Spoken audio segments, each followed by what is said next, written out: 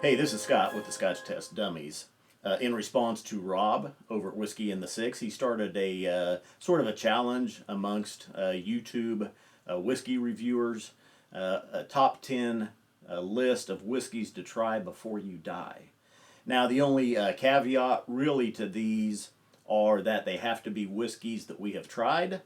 They're not supposed to be over 25 years old. They're not supposed to be single barrels, and they're not supposed to be discontinued. I believe for the most part my list is going to follow that. I may have one or two that I'll explain and give some alternatives to just in case you can't find them. Also, my list is in no particular order. I hated to categorize these and say number 10 is blah, blah, blah, and go in order all the way down to a number 1. So these are in no particular order. It's just 10 whiskeys that you should try before you die. The first on my list is going to be Glen, the 18-year, the Allerdyce. So this is a 18-year-old single malt whiskey from the Glen distillery, bottled at 46% ABV, and it's 18 years of exclusive Oloroso sherry maturation. This is a sherry bomb, and the definition of a sherry bomb. If you have a chance to try the Glen 18 or Allerdyce, you should do it. If you can, the Glen 21 Parliament, I find a little bit better. It's different though. It's 21 years of exclusive maturation in Oloroso and Pedro Jimenez or PX casks. What Glen is doing, they are setting the bar on sherry bombs. When you get that sherry impact and those dark fruit notes, Glen is probably doing it better than anybody else out there. If you can't find the Allerdyce or the Parliament, the 15-year-old Revival and the 12-year-old Original are both excellent examples as well. So pay attention, really not just to the Glen 18 Allerdyce, but Glen in general. Okay, the second on my list of whiskeys to try before you die is going to be Elijah Craig Barrel Proof. This is a bourbon. If you are a Scotch drinker and have not tried bourbons and you want to know what bourbon is and what bourbon is supposed to be, the Elijah Craig Barrel Proof is the way to go. This is a 12-year-old bourbon. It's bottled, the cask strength or the ABV varies from batch to batch. They release this 3 times a year. Just looking, for example, this was the third batch of 2018 and it's bottled at 65.7%. Most will range between 60% and 70%. So, and even not even if you're just a Scotch drinker, but if you're a bourbon drinker and you haven't tried this, you need to. You need to find a bottle and you need to try it. This is the best example of what a bourbon should be. It's available. Usually you have to look when it comes out, one of those 3 times each year. You can find it. Prices will range between $50 and $100. It's well worth it at any price point in there. Pick it up, find out what bourbon is supposed to be. Okay, the third whiskey to try before you die is Redbreast 21-year. If you order from the UK, it comes in a nice little display box and is considerably cheaper than trying to buy it in the States, and it only comes in a cardboard box if you buy it in the States. But a Redbreast 21-year, this is bottled at 46% ABV. Irish whiskeys are on the climb in popularity. Their sales are increasing, and my appreciation for Irish whiskeys has only grown in the last several months. If you cannot find Redbreast 21, go with Redbreast 15. And really anything from Redbreast itself. Me and my wife both enjoy the 12-year cask strength, the 15, the Lustau, the 21. It's all delicious.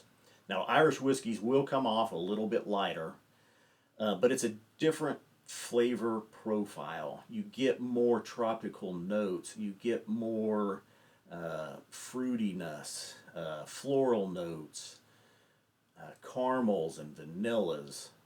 And it's just the age, or the more it's aged, of course, like most whiskeys, but Irish whiskeys look for anything really 12 years or older. Now, some are going to argue there are some good 10-year-olds, but once you get 12 to 15-year-olds with an Irish whiskey, that cask influence really starts to kick in, and you really start to get more of those notes that distinguish Irish whiskey. So if you can find Redbreast 21, if not, Redbreast 15. Okay, the fourth whiskey on my list that you need to try before you die is Compass Box Hedonism. It is a grain whiskey. It is a blend. It is from Compass Box. John Glaser started several years ago doing a masterful job at blending, and the Compass Box Hedonism was the first release that he had. Now this was a special release of a hedonism that they had that was called Maximus. I don't have a bottle right now of Compass Box hedonism. Every once in a while he does a special release from the hedonism line. He's had hedonism the Muse, which was the most recent, hedonism Quindecimus, this hedonism Maximus, and I believe there's been one or maybe even two other hedonisms. Really, Compass Box, though, if you haven't tried anything from Compass Box, you need to. It is a blend. John Glaser's doing a wonderful job with grain whiskeys, with malt whiskeys. He's even doing different things where he's using non-Scotch and non-whiskey blending with his whiskeys that he picks out. But Compass Box Hedonism would top my list of whiskeys you need to try before you die. Now this is a limited edition. This is a special edition that comes out once a year from Buffalo Trace. It's called Buffalo Trace Antique Collection.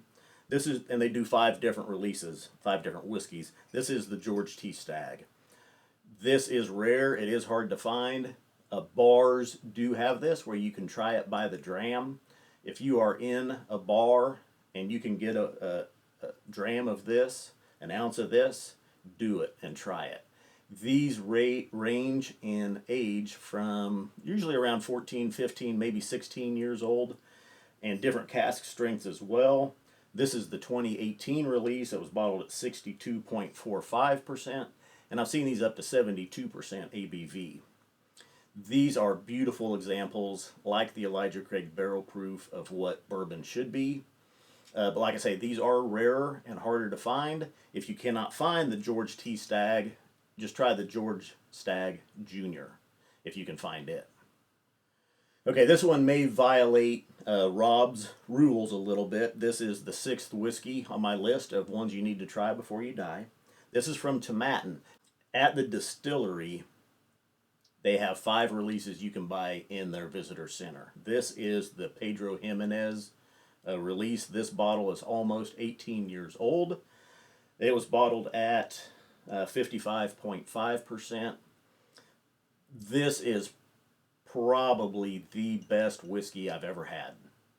The notes that it's picking up from that PX cask make you believe this has been exclusively matured in that PX cask for its lifetime. It hasn't.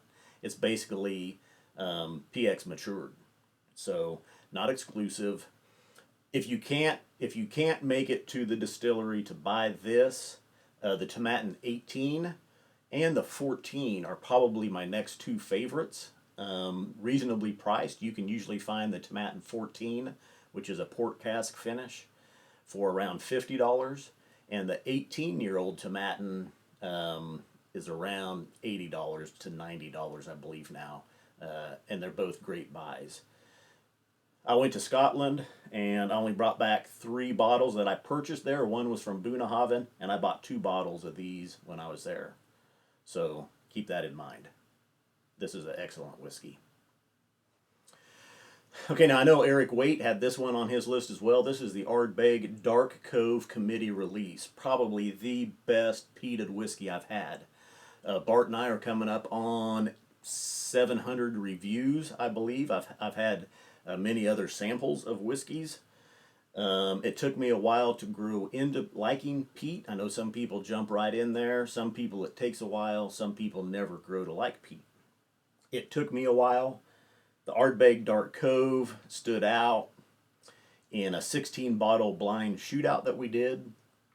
Then we used it in we did 16 other bottles. We took the best of both those brackets, combined them into one. The Ardbeg Dark Cove blind stood out again, became our best out of 32 peated whiskeys. Ardbeg Dark Cove Committee Release. Now this does just come out once a year. for the committee release, and they do a different release every year. This was released in 2015, I believe. You can still find this. You may have to pay auction prices or secondary prices, maybe around $500 a bottle. It's delicious. If you're in a bar and you can try this, do it. If you can't, Ardbeg 10. Just try Ardbeg 10. Probably the best entry bottle for peat that you can find. It's from Islay. It's heavily peated. It's delicious. In our blind shootouts, Ardbegs did very well overall. But if you can't find the Ardbeg Dark Cove committee release, just go with the Ardbeg 10. Bunnahabhain, also another Islay distillery. This is number 8 on my list of 10, not in any particular order. Bunnahabhain 18. If you haven't tried it, you must. This is a must try. I know Rob had the Bunnahabhain 25 in his list. I would love to try that one as well. The Bunnahabhain 18 is 46.3%. It's unpeated. It's sherry cask finished, and it's delicious. It took me a while to grow into liking Bunnahabhain. It was an Islay distillery. Most of their stuff is unpeated, although they do peated additions as well. But when I first had Bunnahabhain, it kind of had just this salty, briny, what I thought was just kind of an off-putting note. As I had Bunnahabhain more and more, I really grew to like it. We visited the distillery in Scotland when we were there. It's breathtaking. The 12-year I hadn't had for quite a while. If you can't find the 18, try the Bunnahabhain 12. One of the best 12-year-olds there is. So, Bunnahabhain, if you're not watching that distillery, you're not trying stuff from them, do it. This was a special release from the distillery. I bought after the Warehouse 9 distillery tour, and this was an Amontillado finish Bunnahabhain that is about 15 years old. So, Bunnahabhain 18. If you can't find it, Bunnahabhain 12. All right, like Erik Waite, I had to include a Texas distillery. Texas whiskeys are phenomenal, or can be phenomenal, in a short amount of time. Iron Root is doing stuff with corn. They are experimenting. They're buying expensive corns. They're experimenting with different woods. This is the Icarus from Iron Root. It is port cask finished and peated cask finished. In other words, they've taken their corn whiskey, blended it, put it into a peat cask for a while, and then put it into a port cask for a while. This is a annual release that they do, and it's delicious. Some of their stuff, one of their releases, the Hubris, is 100% corn whiskey, 29 months old, 2 years and 5 months old. It's phenomenal. They're releasing, most of their releases are cask strength or in the 55 to 60% range, somewhere in there. They do have a couple of standard releases that are lower, but if you can find the cask strength releases of the Icarus, Harbinger, Hubris, come to the top of my mind. I think there's one other I can't think of right now. But we took this to Scotland with us in a blind tasting over there. Everybody thought it was 12 to 15-year-old whiskey, and it's not. It's 29. Some of it is, the Hubris that we took there was 29 months old. This Icarus is 39 months old. They put it right on the label. They don't hide it. Texas heat turns whiskey into really good whiskey fast. So if you can try Iron Root, do it. Okay, last on my list of whiskeys you need to try before you die are any of the Macallan editions. Now this is edition number 4. They release these every year. They're getting ready to release edition number 5. They are all excellent. All great examples of whiskey. Great examples of sherried whiskeys. Not the sherry bombs of Glendronach, but fine whiskeys, sherry, most of them exclusively sherry matured. So, if you can't find any of the Macallan editions, 1 through 4, coming up on 1 through 5, Macallan 12. Probably my favorite 12-year-old out there. And if you are a bourbon drinker and want to get into Scotch, start right here. I've turned a few people onto Scotches that only drank bourbon by Macallan 12.